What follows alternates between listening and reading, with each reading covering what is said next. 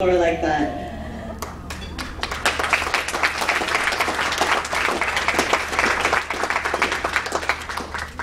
And to the many, many people who offered us help and offered to run errands and said, we know how busy you guys are, like, let us do something to help you. So thank you very much. And then to Linda, Sylvia, Sue, and Sarah. From hanging out in the quad and the hallways of St. Hilda's, and from flapping in our robes to dinner at Strawn Hall, and to studying in the Trent Library, and to Karen, from the first time I met you on the boat cruise for first-year law students at McGill. We've come a really long way together, and look where we are now. Like, we've gone through school and graduating and starting our careers and making new families.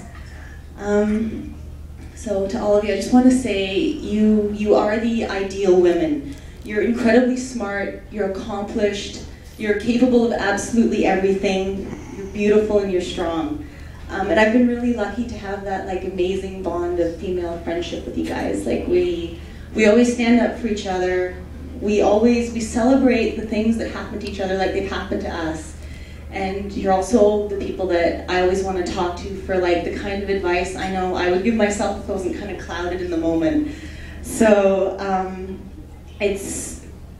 you guys are this huge part of my life, and I just want to say thank you at this time because it's sort of appropriate now. And to my new sister, Tara, I know we've got a similar long journey ahead, and I'm looking forward to every minute of it. To my officially new family, you guys are a really fantastic, fantastic family to join. I knew that since Christmas 2007 when I went to Sudbury for the first time. It was like the Christmas that you have in kids' books. There was tons of music brought to us by Al and Mike, and tons of presents and everyone together and like everyone happy, and it was a fantastic Christmas. Like, and I'm kind of at the point now where I expect that every trip to Sudbury is going to be these like fantastic family events, and it's it's going to be by the lake at Burke's Place or poolside barbecues at Kathy and Al's, and I expect everyone to be like playing music and dancing, and Dan to be dancing with me. But at the same time, I also know that it takes a really special family to be like that. So, Heenies, thank you, and I really consider myself lucky to be joining you guys.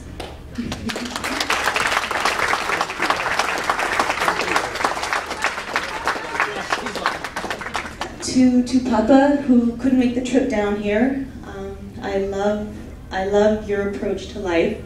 There's the first memories that Kev's told me about when he was a kid always involved Papa. Like, there was watching baseball together. There was the trips to Coopersburg together. Cooperstown together. The trips to Cooperstown. Nobody went to Cooperstown.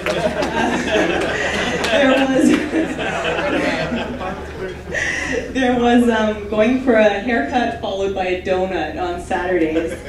And every time baseball is on in our house, which it always is, from April to October, I also know it's on back home too. To my second mom, Maureen, my new mom, there've been a bunch of times where I feel like I can learn so much from your like infinite kindness and your warmth and like everything you do to make things special for people. Like, I knew it since that first Christmas in Sudbury when you'd like done all these decorations and presents and the dinners and you'd organized everything. And then I realized you do that for everybody all the time. Like, you put so much effort to making things, these amazing family events. So I'm so happy to be able to call you Mom too.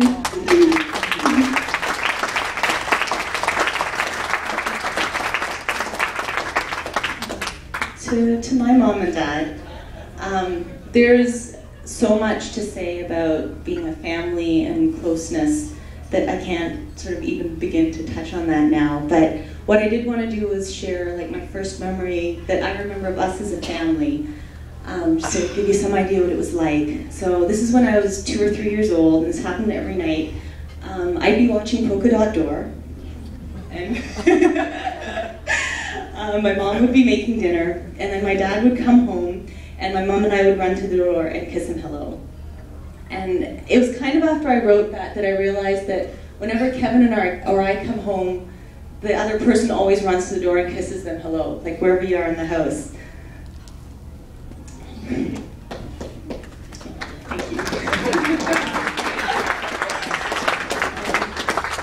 So, and to my mom and dad still, I love that you guys love Kevin so much, and that the three of you call each other mom, dad, and son.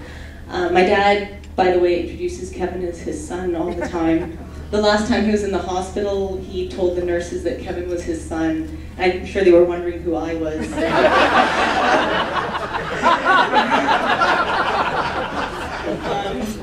And then just the last thing, that I wanted to say about my dad is we went to visit him last on Wednesday night, and I was in the other room, but I heard my dad make Kevin promise to always take care of me. So.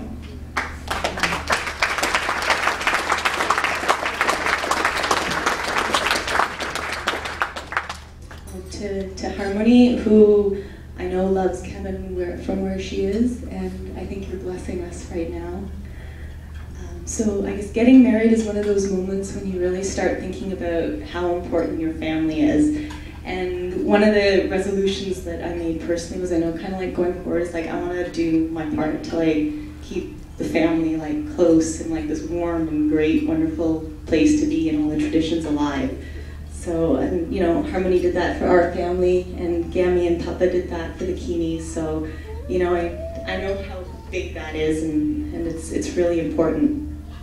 So all of the foregoing is to say that when we say thank you for coming to our wedding and thank you for being here, what we really mean is thank you for being part of our lives.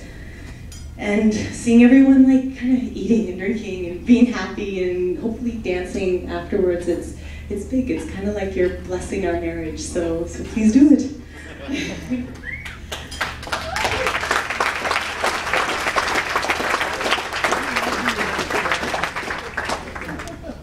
And I guess the other life that should have been here but isn't is our dog Jake, of course.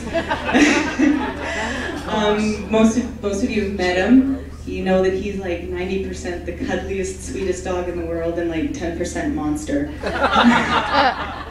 But I don't know how we're gonna go on our honeymoon and not take him with us.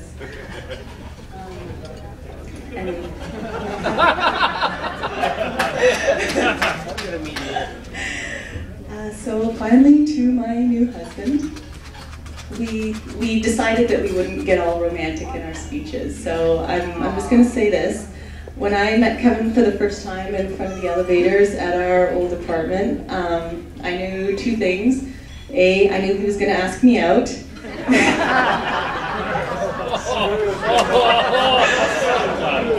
Smug. But I also knew that I felt like something like really, really big and important had just happened. So, and I guess that's what you feel when you like meet your future husband for the first time. So anyway, clearly I was